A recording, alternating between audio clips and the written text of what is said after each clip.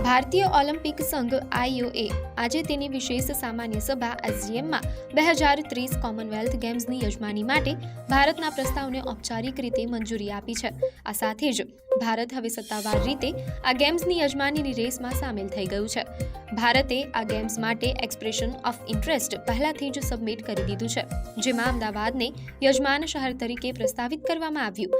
અંતિમ Beed proposal 31 August સુધીમાં submit કરવાની રહેશે.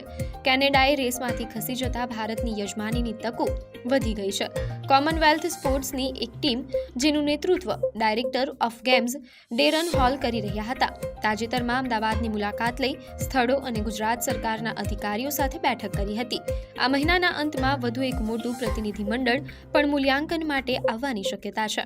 યજમાન દેશની અંતિમ જાહેરાત નવેમ્બરના છેલ્લા સપ્તાહમાં ગ્લાસગોમાં કોમનવેલ્થ સ્પોર્ટ્સની જનરલ એસેમ્બલી દ્વારા કરવામાં આવશે. ભારતે છેલ્લે 2010માં દિલ્હી ખાતે આ મલ્ટી સ્પોર્ટ્સ ઇવેન્ટનું આયોજન કર્યું હતું.